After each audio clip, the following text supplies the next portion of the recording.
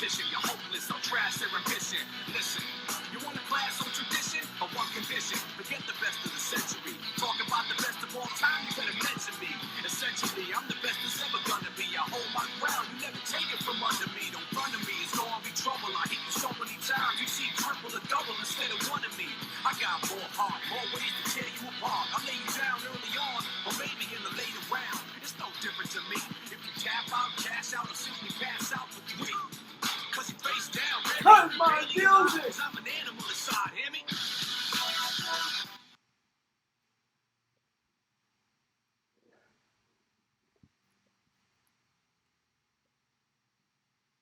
Hello, and welcome to Sports Fan Entertainment.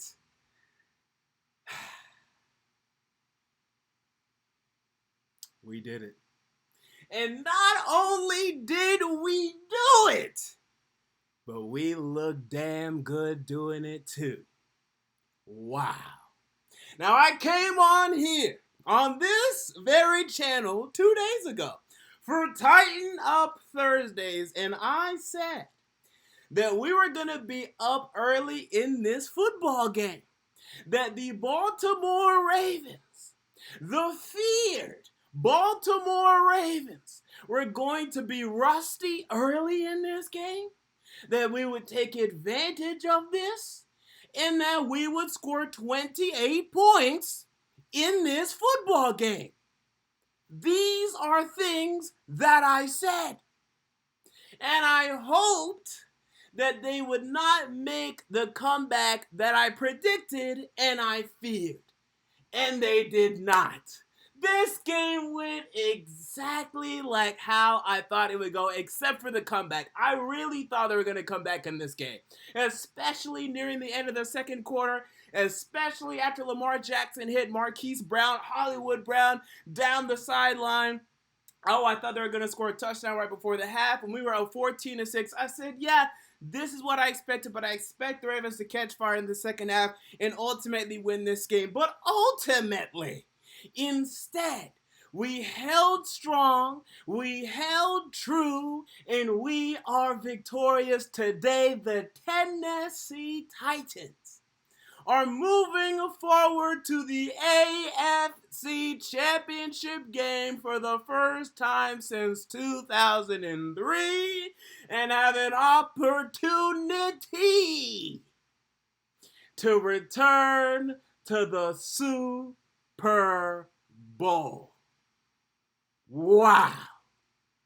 And this was the best the AFC could offer.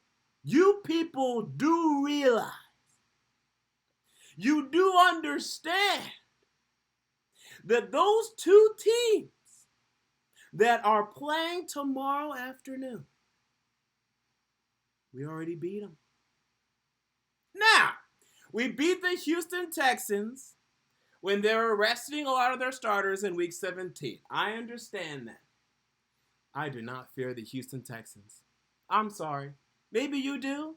And if you do, that's on you. Good for you, dog. That's on you. You can fear them all day long, whatever. I do not fear the Houston Texans. The Kansas City Chiefs, I do fear a bit. Do not get me wrong. I have my fears when it comes to the Kansas City Chiefs. We beat them this year. This was the best the AFC had to offer, and a lot of people would say the best the NFL had to offer. Now, I do believe the 49ers are better than the Baltimore Ravens. I've been consistent on that all year long. I know the Ravens beat the 49ers, but that wasn't a very rainy game. I believe the 49ers are a better team, and, we'll cross that bridge when we get there. But for next week, the Texans or the Chiefs, bring it on. And I am a Houston Texan fan tomorrow because I want the opportunity to take down the Texans in the AFC Championship game, our division rival, to stamp our ticket to the big ticket and to go to the Super Bowl. That's what I want. But first, let's talk about this game. And it's very odd. Things never go. You always envision. You always dream of what it's going to look like when your team goes to the Super Bowl. Or at least the AFC Championship game, right? Whenever your team rises, you always have a vision of how this is going to take place. Never would I have imagined this, where we're not throwing the ball at all. I mean, there is little to no passing game in Tennessee. And in 2019, we're getting away with it. It's incredible. And look, our defense was actually very good today. It was very good today. They were shaky early. They had some mistakes. They had some flaws. But it was a very strong performance from the defense. But even, look, we'll admit our defense isn't elite. But the one thing that is elite, the one thing that's world-changing, the one thing that's carrying this whole team is Derrick Henry.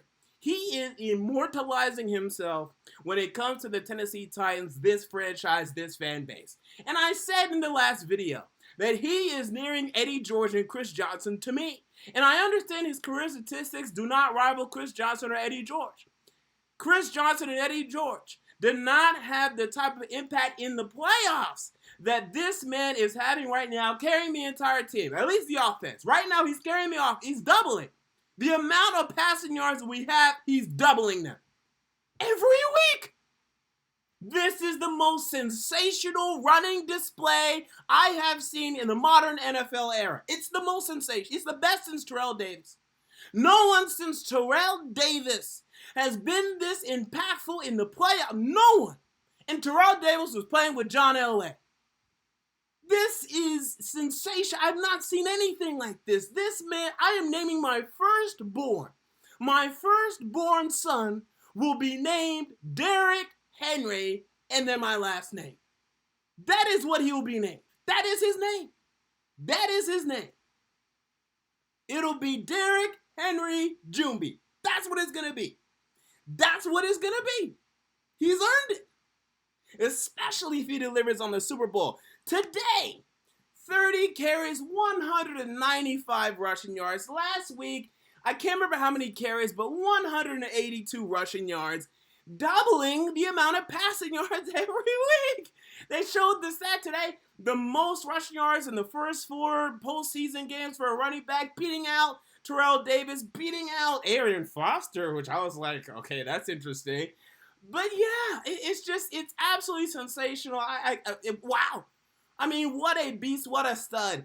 And look, Ryan Tannehill deserves a lot of credit for being the spark that ignited this team. Do not get me wrong. I don't want to take anything away from Ryan Tannehill, especially when you look at specific performances that he had, like against the Tampa Bay Buccaneers, like against, what was another really win I can really point at him? The Oakland Raiders, like against various teams. But the MVP this season, and definitely, we can all agree, the MVP of this postseason is Derrick Henry.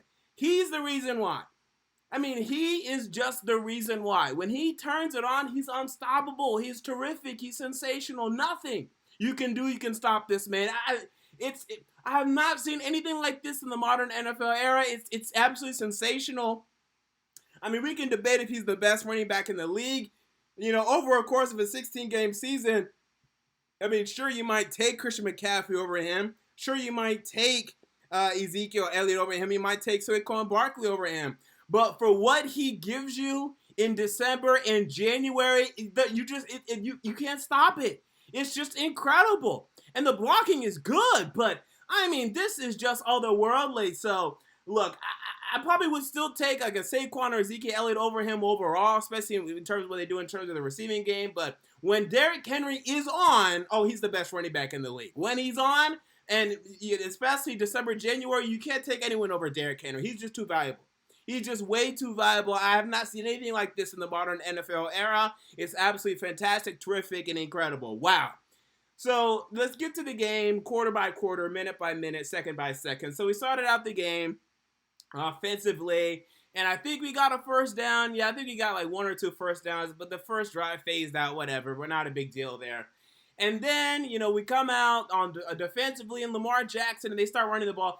And we did get lucky in 2 ways today. Actually, a couple of ways. We didn't get too lucky. I'm not going to say we got lucky and that's the reason we won the game. But some things fell in our way. A couple of things injury-wise for the Ravens. Mark Andrews and Mark Ingram are not 100% today. And Ravens fans are going to use that excuse. I don't think you can use it entirely, but it's there. It's true. They were not completely healthy today. Mark Ingram only got 6 rushes today, thank God. You know, he just wasn't, and he was listed on the injury report. We knew he was injured coming into this game, but I did not think it was as significant as it was and what it proved to be. And then Mark Andrews, I can't remember, was this the first? Yeah, it should have been their first position offensively. Lamar Jackson, who was awful today. I mean, seriously.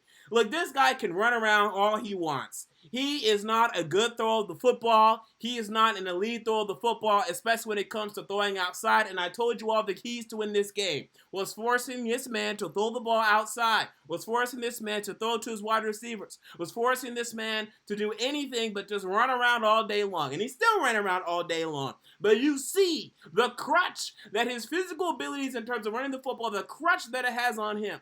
I mean, this guy still has a long way to go. And I am so happy that we were able to expose this fraud. And he keeps yelling and yapping. He's so emotional. Shut up and take this L, LaToya Jackson. That's what I'm calling him from here on out.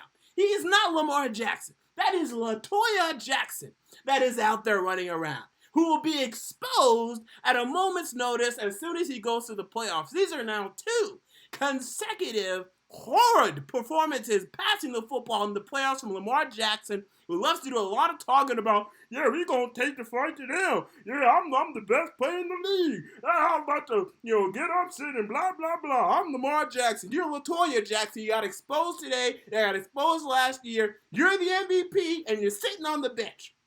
Next week, you're sitting on the couch watching us. I'm tired of Lamar Jackson. The Lamar Jackson stands. That's LaToya Jackson. That's LaToya. Ain't no Lamar. Ain't no Lamar. That's Janet Jackson before it's Lamar Jackson. I don't know what y'all talking about Lamar Jackson. So anyway, he overthrew Mark Andrews. The pass was too high, and it was picked off by Kevin Byard, who I told you again was going to be integral when it came to the coverage of Mark Jackson not Mark Jackson, who was going to be integral in terms of the coverage of Mark Andrews in this game. And he had the interception there. Thank you, Kevin Byard, for that.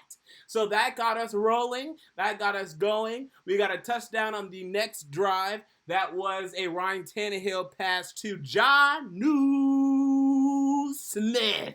Who, man, big play Jonnu Smith. Who, look, I mean, this guy was awful last year. I don't care what anyone says. He was terrible. He stunk. He had the occasional nice play. But he has improved. He has improved. That's the deal. Like, here's the thing, people. Players can improve. Like, that's a thing that can happen. Now, sometimes I'll grant it. I'm too early to write the occasional player off. I'm too early to say this player is not going to improve. Forget about this player. Let's move on from this player. I will grant that. I will say that. I will admit that. Absolutely. 100%. I'm with you there. I was too early to say that we should cut Jonnu Smith, that he's not good enough, that he'll never be good enough. That was too quick and early. But he's improved from last year. Let's understand that. And in this improvement, wow. I mean, what a touchdown grab from Jonnu Smith. I mean, this was sensational. One-handed. He got that left or right butt cheek down. Let me tell you, I have never been so happy in my life to see a man's butt cheek. I've never in my life have I been as happy as when Jonnu Smith's butt cheek hit that turf inbounds and got the touchdown. So that was fantastic. So Jonnu Smith was doing his thing. Jonnu Smith got the touchdown. Then we go back defensively. And then on that drive, I can't remember what exactly stalled it, but they end up punting. Then we get the ball back.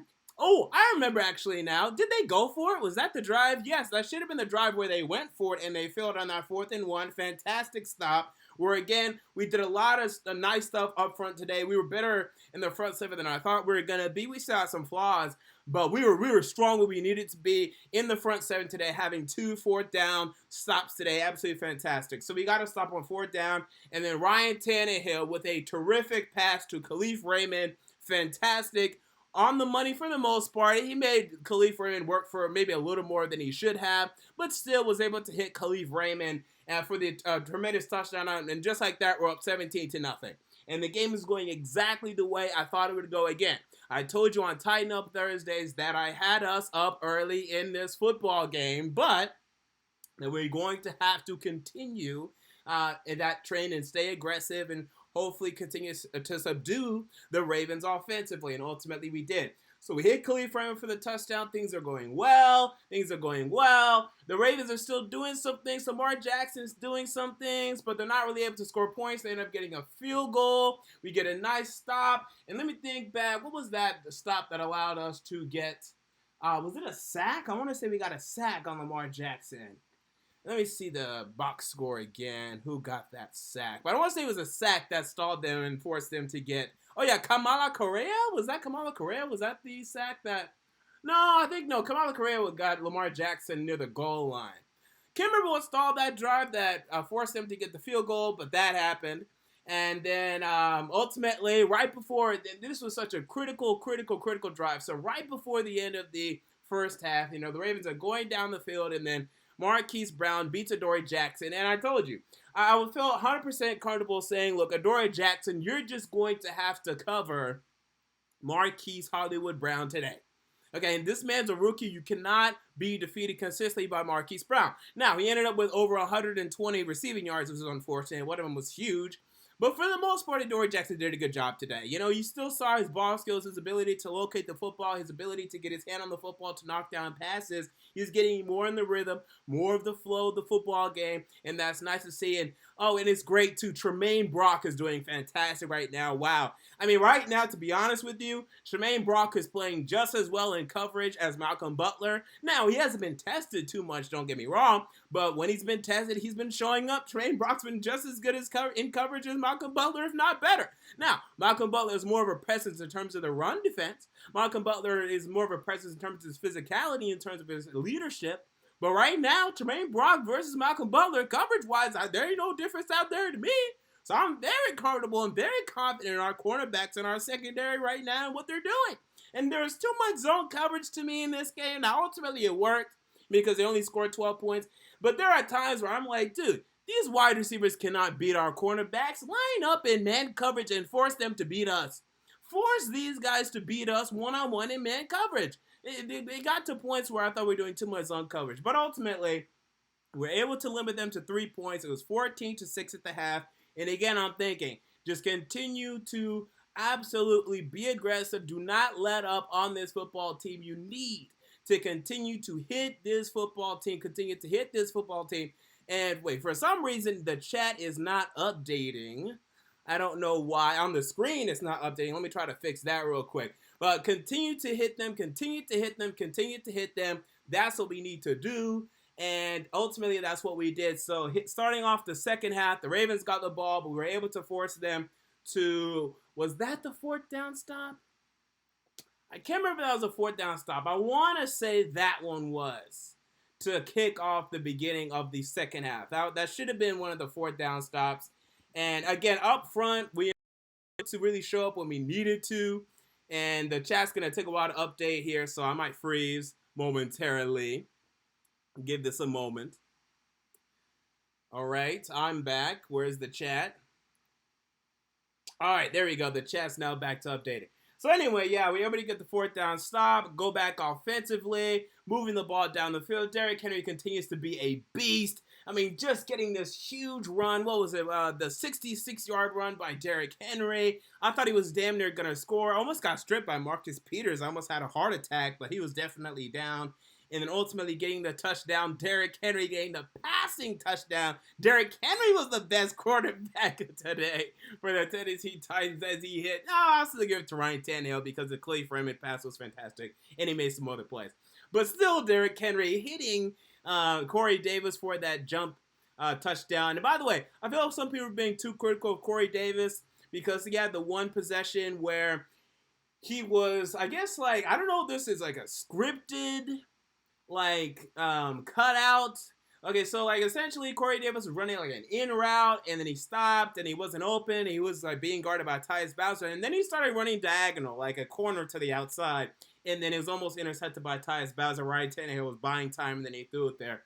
Now, Corey Davis has to cut that immediately right. He needs to cut right and needs to run as fast as possible. If you're running diagonally and you have a linebacker trailing you right here, that linebacker is always going to be able to undercut you unless the quarterback's able to really loft it over the top, and Ryan Tannehill was not in a position to do that. So Corey Davis has to cut that route, and he's going to beat Tyus Bowser, who's an outside linebacker. He's going to beat Tyus Bowser to the sideline every single time. But for some reason, Corey Davis decided to cut it diagonal, and then Tyus Bowser almost intercepted it, and then they got through, luckily, and then they got into the hands of Corey Davis, and Corey Davis dropped it. But that's a hard catch, people. Whenever you have a guy in front of you who should have caught a ball and it sleeps through his hands, it's always a tough grab. I'm not going to blame Corey Davis for that. I just wish you would have cut and had a more strong route. I know it was like, I guess, an improvised route.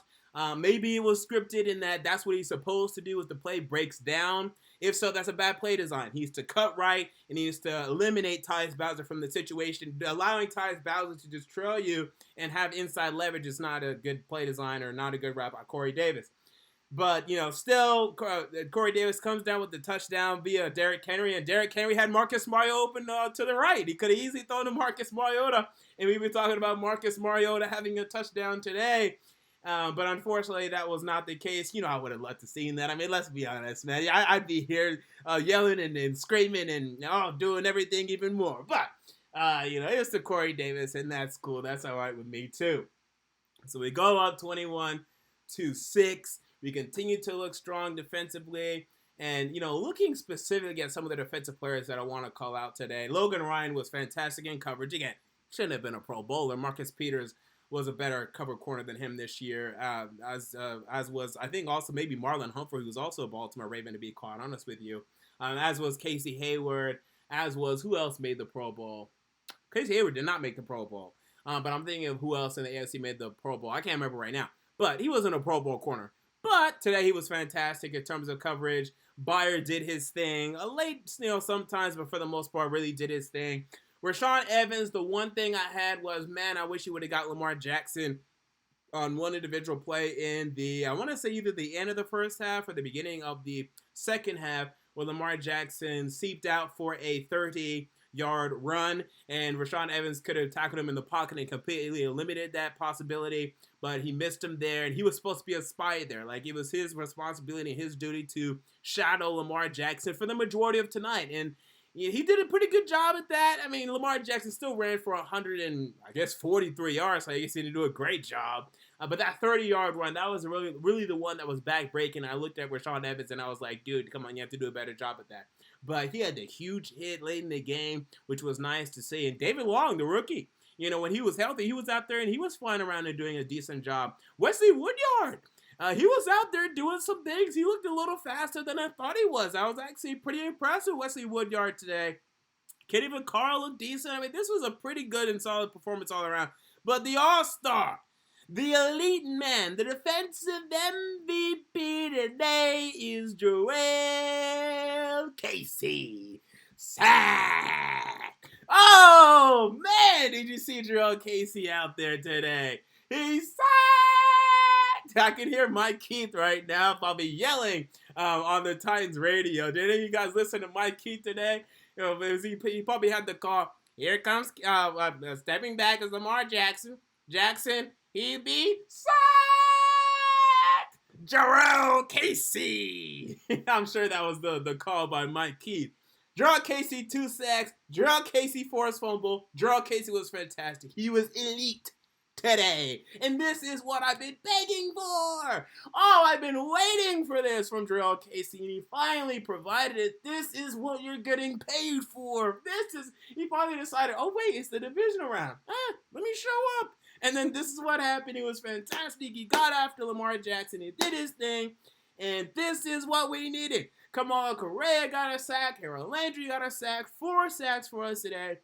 Look, without another outside presence, opposite of Harold Landry, Joel Casey has to get sacks for us. He just has to. And he only had 5 on the regular season, is adding 2 now. This is what we need to see. We're going to need to see it next week, whether it be the Houston Texans or the Kansas City Chiefs. This is what we need to see from Joel Casey. Absolutely have to see it moving forward. Thank you, Joel Casey, for showing up in the largest game of the season. Also, Jeffrey Simmons on the defensive line. He was being strong. He was forcing havoc. He was having his way at times with future Hall of Famer Marshall Yanda on the Baltimore Ravens offensive line. He was doing his thing. Even Austin Johnson and Daquan Jones, even their fat butts were falling on people. It was working. And, I don't want to be too...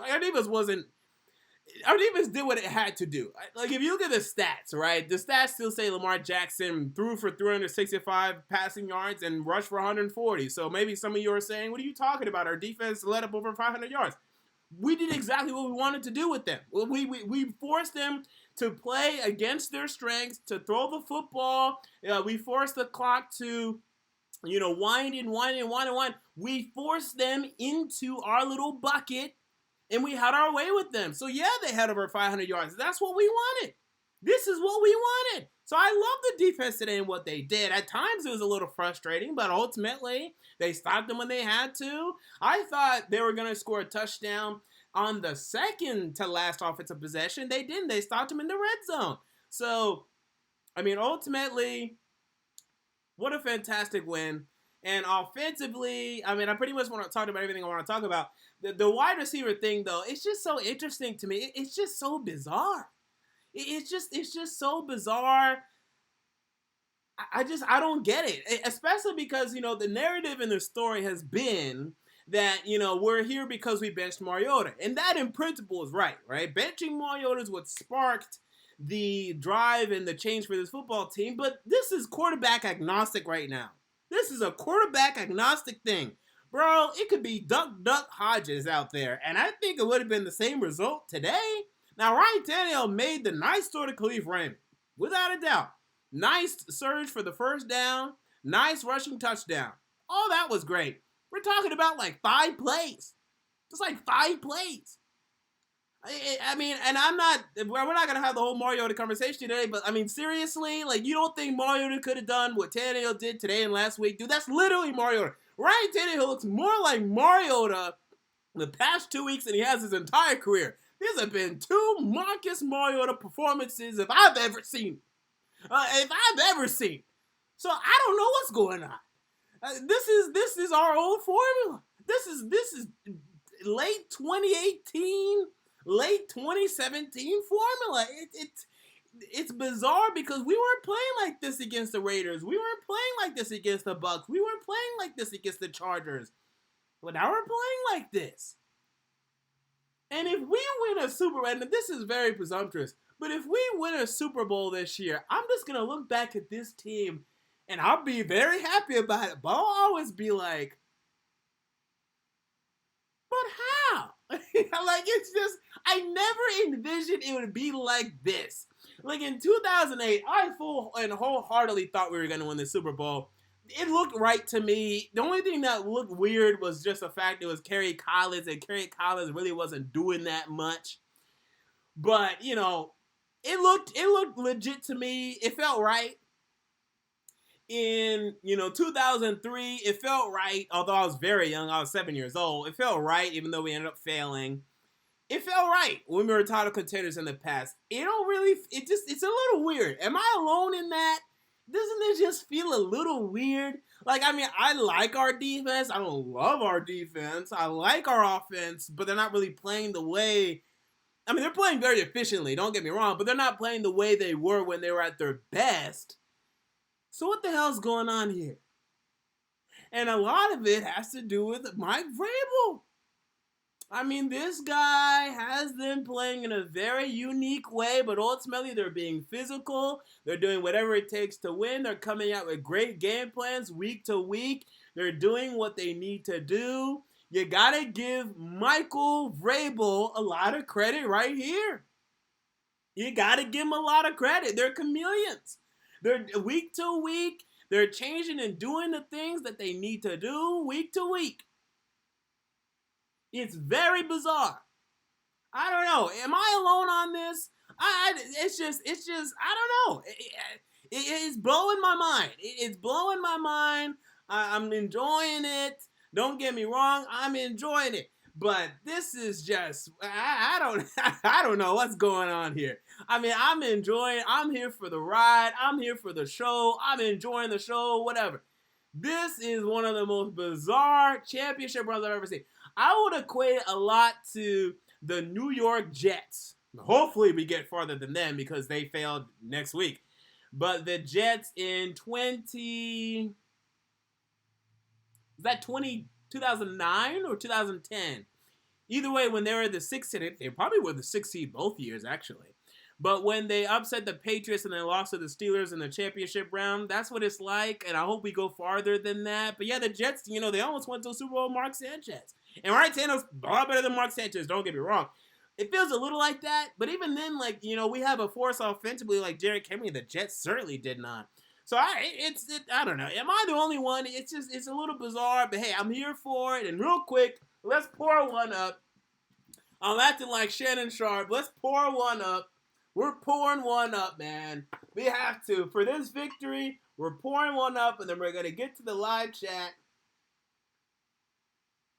We are going to salute to a fantastic victory, the most dominant and best Titans victory of the decade, of not only this new decade, of the previous decade. This is the best Tennessee Titans win. The best Tennessee Titans win in, honestly, 16 years. And the only thing that rivals this would be the Chiefs game. But this is on top of that. This is the most ridiculous upset in the playoffs since the 2011 Green Bay Packers, maybe the 2012 Denver Broncos. But regardless, still, we have to salute to this victory. Bottoms up. Tennessee Titans got it done. And by the way, this is an SFE shot glass, which came via a friend of mine, a good friend of mine. Thank you for that gift. And I might put those on the market soon. So y'all stay tuned. So with that said, let's get to the chat. And there were some super chats that I missed. But the problem is the chat has now been spammed because there's so many people here. So I lost them. I'm going to see if I can find them. And then I want to answer those first. I have to go to my live dashboard and look at it real quick. So you might get some lag for a second. And by the way, no, that was not water. It wasn't great. It was Svedka. But I'm cheap, so I don't know what to tell you.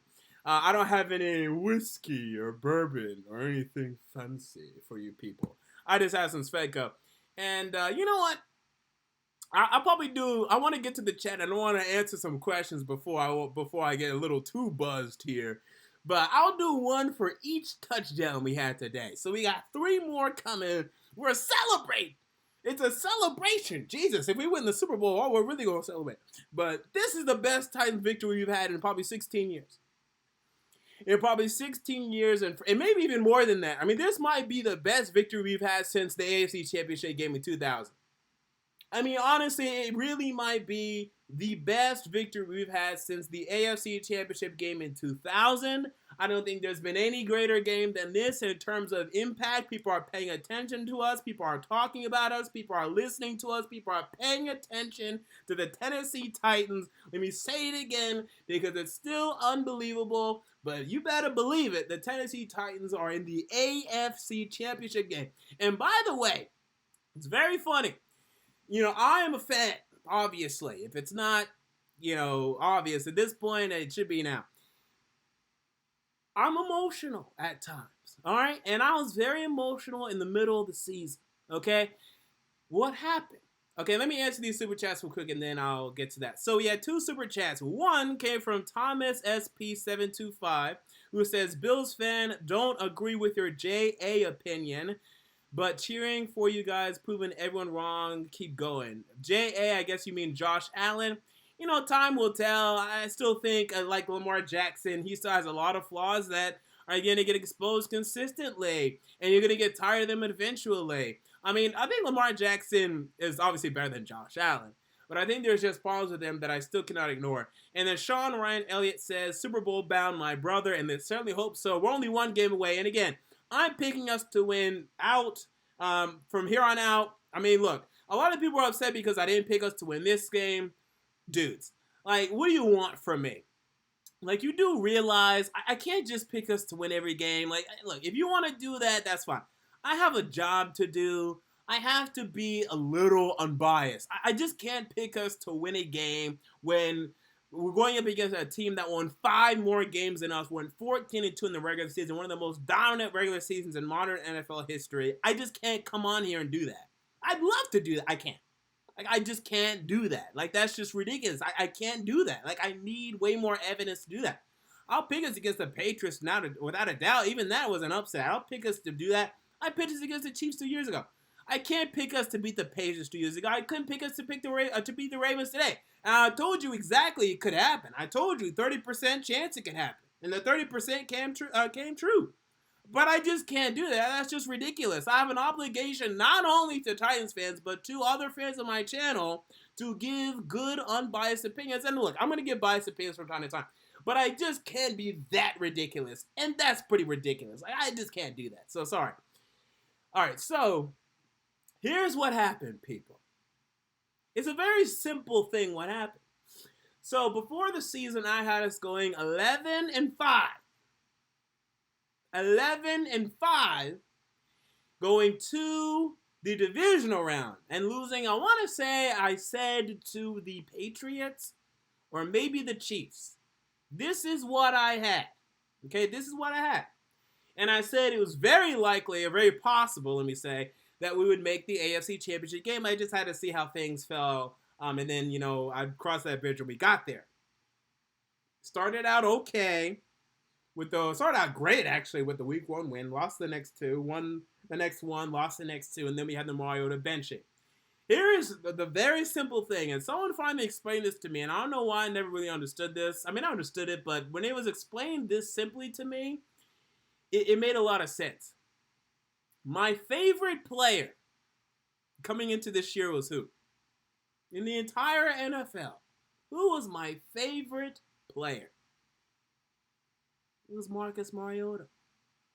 That was my favorite player in the whole league. In the whole league. Now, maybe that's pathetic. Maybe that's a very pathetic thing. But that's true. That was my boy. And he got benched. That Hoyt. Okay, it hurt. It hurts. That's your favorite player. Got benched. Got benched. That stuff hurts, man. That stuff hurts. Took me a while to get over it, man. Took me 4 or 5 weeks. And then everyone, when your boy gets benched, and then everyone's talking about the new guy, the new kid on the block, but you're like, what about my boy? What about Marcus? This is my boy. This is my dog. Everyone forgot about him quicker than he ever arrived. It hurt. And in my hurt, I became pretty negative on this channel, And I lost hope. I lost hope in Vrabel. I lost hope in Arthur Smith. I just wanted to just say, they don't know what they're doing, and that's it. And I still wanted us to win games, but I was just frustrated, man. I was just very, very, very hurt. This is the truth of what happened. Then we started winning games. And then the hope came back. And then I started feeling hopeful again. And again, I do really want to apologize because, look, I'm a fan, guys. Like, I'm not perfect. I try to be as good as I can on here. But look, it was hard, man. It was a hard situation to go through. But it needed to happen. As sad as it is, it needed to happen. Now, I still believe he's going to come out and he's going to start for some team next year and he's going to do a good job. And I still believe if he was starting right now, we'd still be where we are if he played in the playoffs alone. Obviously, we needed Tannehill to get here. I'm just saying if you put Mariota in last week and this week, we win both games. That's all I'm saying. And I think he's going to do well when he leads. But right now, man, you got to give it up to Tannehill and Vrabel and Arthur Smith, man. I was too early to trash them. And again, it was an emotional thing. It was in the middle of the season. It was very emotional. So I want to apologize for anyone I offended, for them if I offended them for any reason. But it's beautiful because ultimately it worked. We're in the AFC Championship game. We would not have been if we didn't make the move, and that's not a move I would have made. I would have waited at least 2 more weeks, to be honest with you. At least 2 more weeks. I would have waited at least 2 more weeks because even that game, that was his first bad game. Like, he had other games that were not very good. Well, no, the Jaguars was a bad game. So that was only his second bad game to me. I would have kept him in, but luckily they made the change and we're here because of it. And they got to give Mike Vrabel a lot of credit for that. And with that said, here comes number 2. Let's go ahead and chop it up for touchdown number 2. This one goes out to who got the second touchdown, actually? First one was Ryan Tannehill to Jonnu Smith. Second one was that the Derrick Henry passing? No, that was the third. What was the second touchdown? Oh, Ryan Tannehill to Khalif Raymond. Salud to Ryan Tannehill to Khalif Raymond. All right. With that said, let's move on to the chat. We'll answer some questions in the chat and then we'll get out of here. We had another super chat that came from Call Me Beast, who says, what if Tannehill goes back to Miami? Well, at this point, I would not expect Ryan Tannehill to go anywhere. I mean, to me, I would still franchise him. I know this is a little controversial to say as we're headed to the AFC Championship game. I mean, dog, he threw for 80 passing yards today. Like, I mean, seriously. We can't keep doing this. Like, I mean, it's great. He's played great, and look, since he took over as starter, he's been, what is it now? 10-3, which is fantastic. Franchise him. Just franchise him. That's the best strategy to me. And then again, people telling me, hey, if you franchise him, he's going to hold out in the offseason. Okay. If he does, then we'll talk in the offseason. And then all that time, the asking price is going to go down. Because in the offseason, all of a sudden, all the other teams have filled their quarterback positions. They're no longer going to pay Ryan Tannehill what he will want anyway. That asking price goes down. Then you're able to extend Ryan Tannehill for a cheaper price. If you try to extend Tannehill right now, if you try to extend him before the offseason, if you try to extend him, not in the offseason, but early in the offseason before free agency, and then during free agency, his asking price is going to be the highest then. It's not going to be any higher than it is right then. Franchise him, hold the negotiations till later. Extended Derrick Henry number 1, and then to me, Jack Conklin number 2. Although it looks more and more like they might let go of Jack Conklin, which is a mistake to me, but that's just what it is. So, with that said, yeah, add me in the chat at Sports Fan Entertainment if you want me to answer anything. I'm going to scroll up and answer some ones that I missed in the past. And by the way, it's normally better if you wait to at me for questions because I can only see so many. So I recommend waiting until I'm about 5 minutes away from looking for questions before you actually ask your questions. So, Donovan Andy said, as Sports Fan Entertainment, we played 2 of the best secondaries, though, in terms of me talking about Tannehill only throwing for 80 yards. Okay, bro, it's 80 yards. There's a difference between, 100. If he threw for 160, okay, that's a good secondary. He threw for 80. He threw for 80. How many games? I want someone to do this. Can you just count the number of games in which any quarterback in this league played the entire game and threw for less than 90 yards, and you're going to come up with 5? And now 2 of which are coming from Ryan Tannehill. That's nothing against Tannehill. I'm just saying, no, that's low. Okay, if it was 160, 170, yeah, that's a good defense you played. 80? No, that's low. 80's low. You can't get much lower than 80 and play the whole game. I mean, I've never seen it. Mariota threw for 88 once, and he threw, I can't remember, I guess the Chiefs, he threw for 88 against the Giants. I can't remember what he threw last year. But that's hard to do. Less than 80? That's hard to do. 80's low. You can't deny 80 is just low. All right, Damian Marvin said, at Sports Fan Entertainment, show some love to Adoree Jackson. He came to play tonight, and he absolutely did, and I did earlier. He was a little shaky in how he led up the Marquise Brown catch, but ultimately, yeah, Adoree Jackson was fantastic. I love what he did, especially when it came to, again, showing his ball skills, showing his ability, to get his hands on the ball. So, I definitely gave him his props, but I'll give him some more right now. He was definitely very good today, and I love the way our secondary is playing, and I have faith in them in one-on-one coverage. All right, Aaron Albano says, as Sports Fan Entertainment, congrats, dog. Which NFC opponent would you want for the Titans in the Super Bowl? Right now, I'd want the Green Bay Packers most, as the Vikings were eliminated today. I feel like the 49ers would beat us, but I felt like the Ravens would beat us, so, I mean, who knows at this point.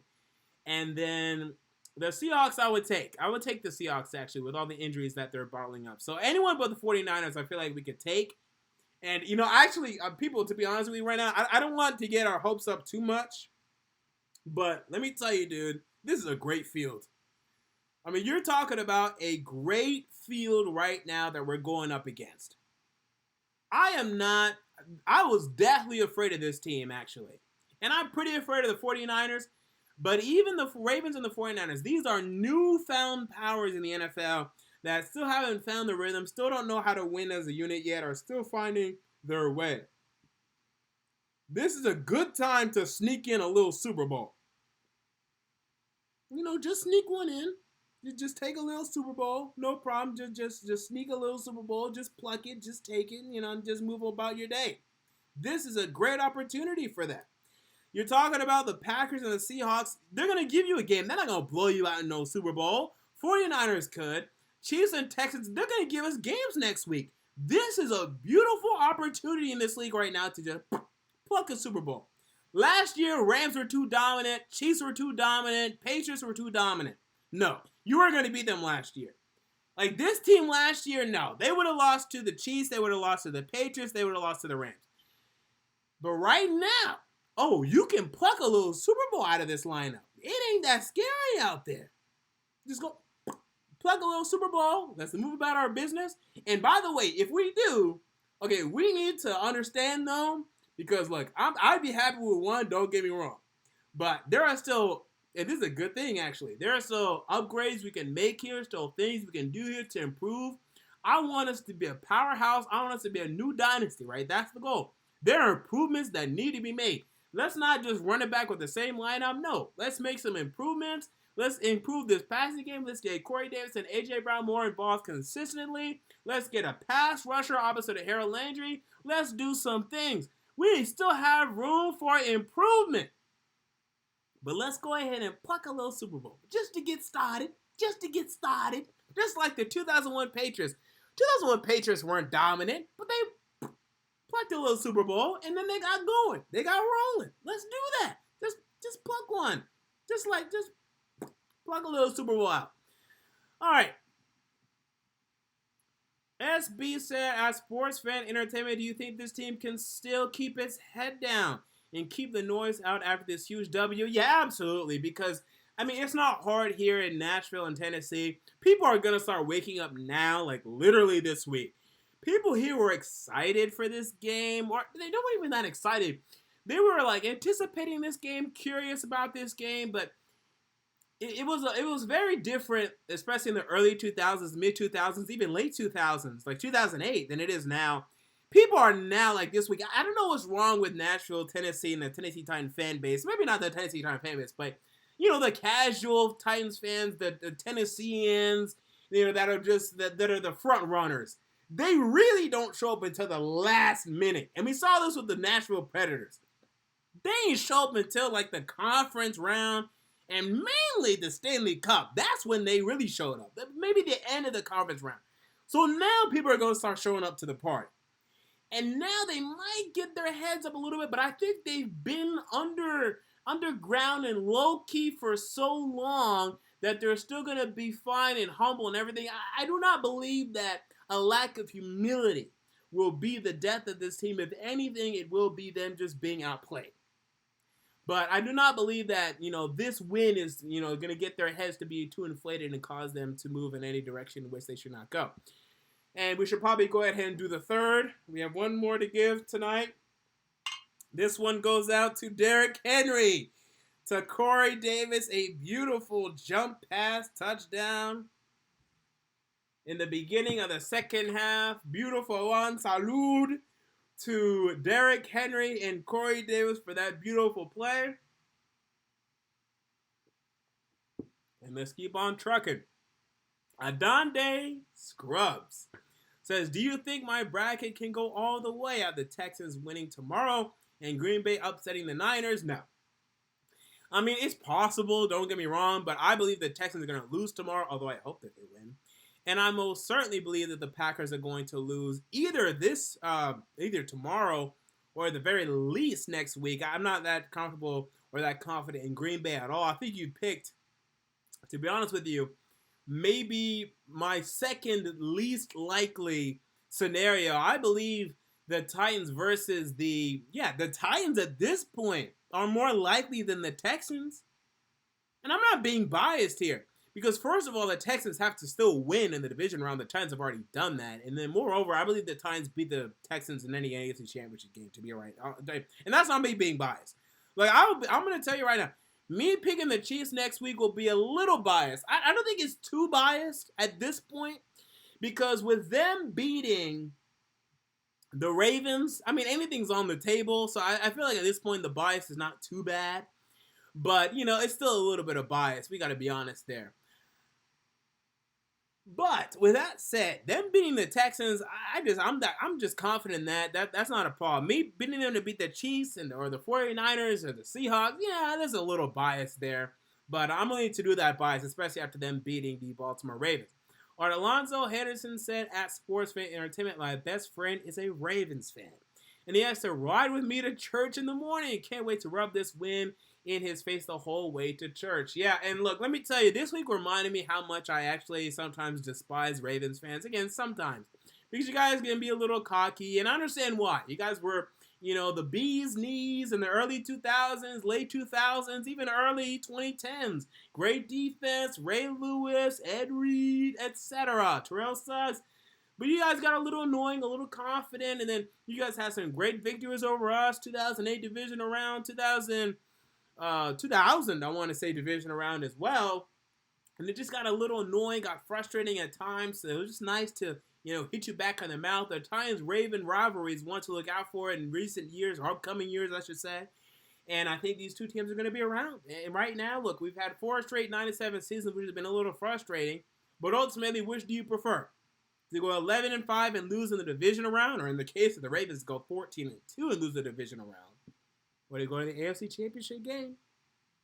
I prefer the AFC Championship game. 1 win away from the Super Bowl. All right, next Our next question we have from, or next comment we have from George Meta, who says, do you think the Titans would have made the playoffs with Mariota at quarterback the whole season? I'll have to say no. Because the games that required victories, and there was not one game. Actually, no, that's not true. The Titans could have went 8-8 and made the playoffs, although they still would have had to have won certain AFC and or head-to-head matchups. So, like, the way the schedule went, they could have lost Week 17 and still made the playoffs. But if they would have lost to the Chargers, maybe. I'm just thinking, like, theoretically. I'm not sure if this is actually true. But if they would have lost to the Chargers or they would have lost to the Colts, then maybe that would not be the case. But regardless, Tannehill at quarterback, winning the Tampa Bay game, winning the LA Chargers game. I'm missing another game in there that I know is significant. Let me read the schedule real quick. I keep mentioning those two, but there was another Tannehill game where I'm like, Tannehill really won us the game. Yeah, the Chiefs game, yeah. The Chiefs game, yeah, very much so. The Chiefs game and the Bucs games. I do not believe Mariota would have won those games. So, no, I'm not going to say that. I would never say that. Now, I will say this. I do believe Mariota would have been able to beat the Chargers. I do believe that. And maybe I'm wrong on that, but I do believe that. I do believe he was able to beat the Chargers, the Jaguars, Colts, probably, That game was a little finicky because we had the field goal block, which put us up 24-17, and then we had the late Tannehill touchdown, which Mariota may or may not would have gotten, probably would not have. I'll grant you that. So that was a little 50-50. And we would not have been as dominant as we were against the Raiders, but I still think we would have won. But regardless, no. I do not believe this team makes the playoffs with Mariota at quarterback. Do not get me wrong. I do not believe that.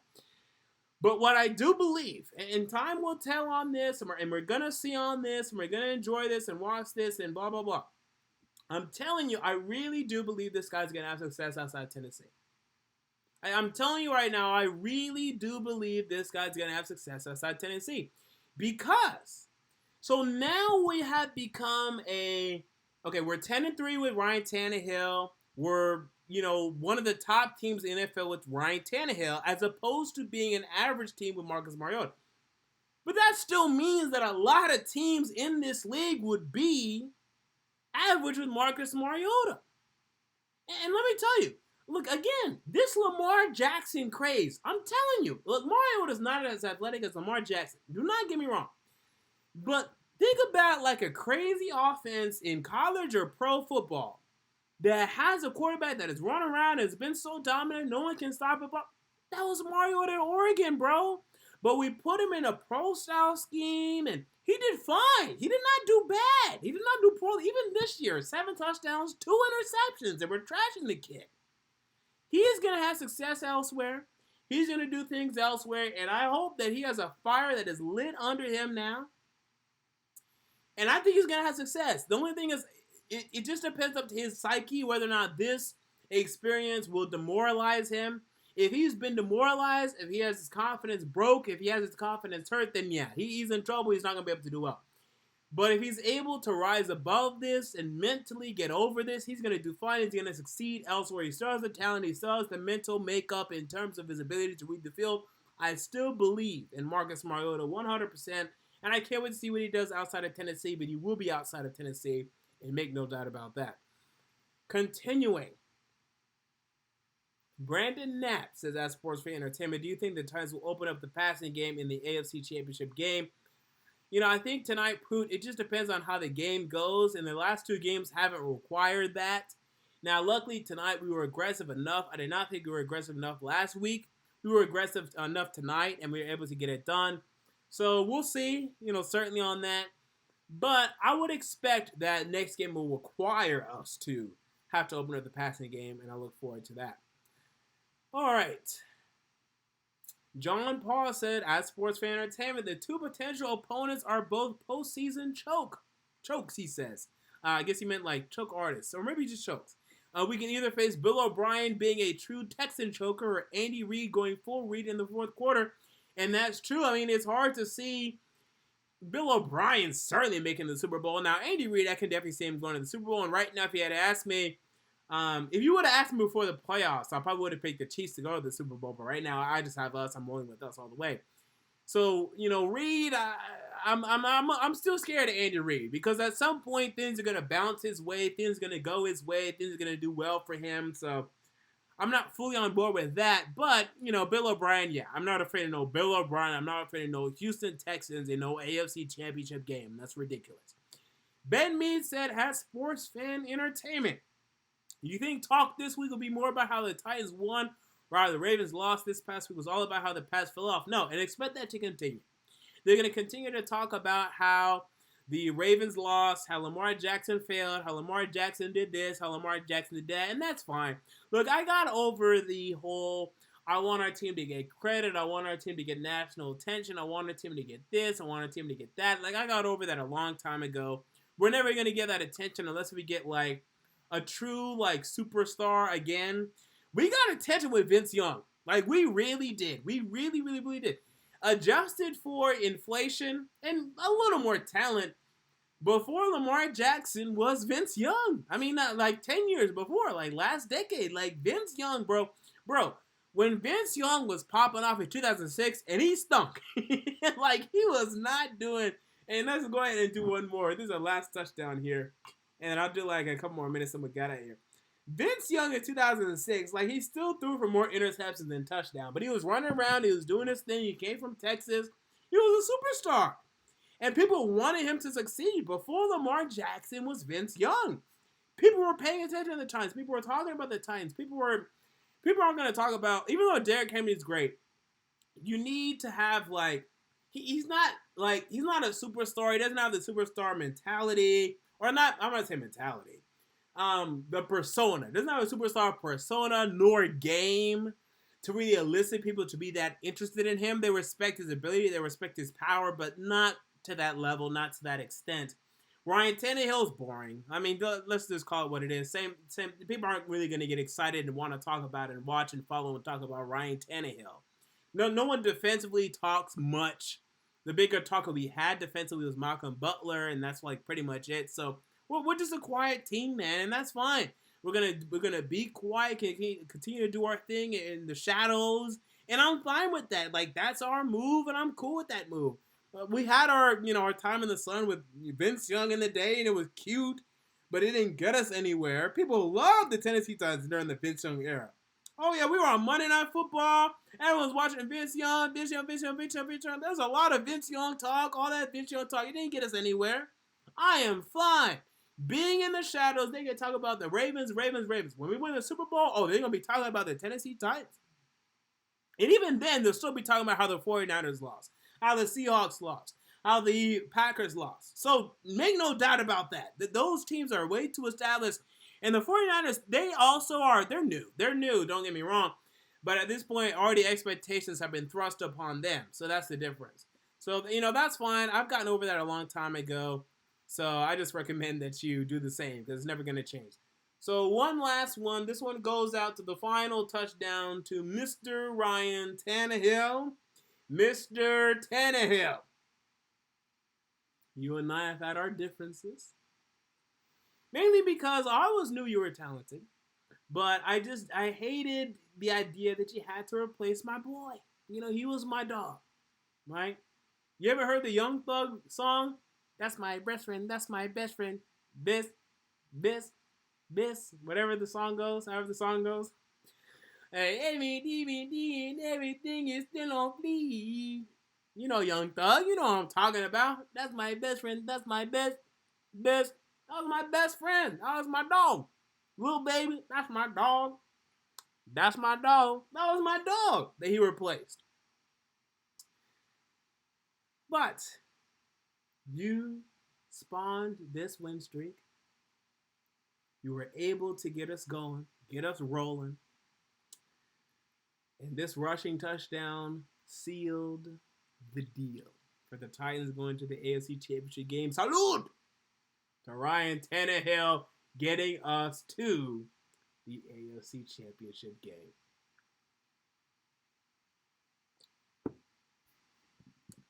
All right.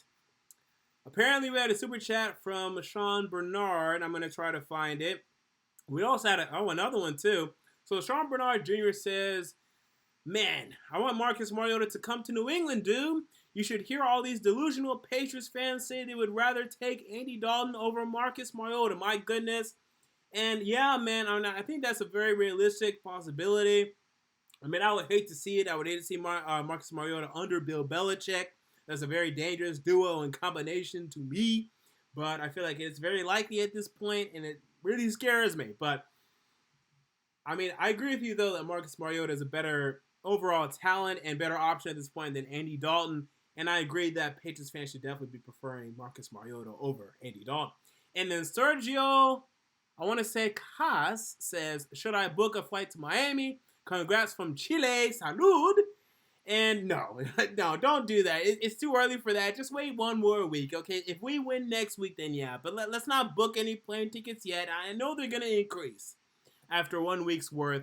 And, if that's the case, then that's fine. But I would just always prefer to be safe rather than sorry, and that's what I'd recommend. And with that said, that's going to do it here. It's been over an hour. We're going to call it right there.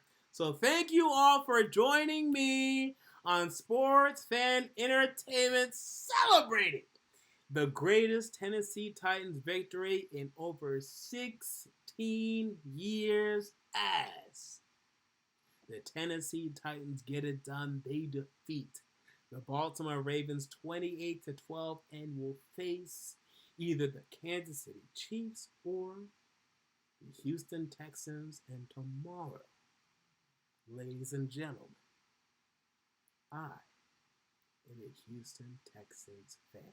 Until next time, this has been MJ of Sports Fan Entertainment, and I'm out. See you all later.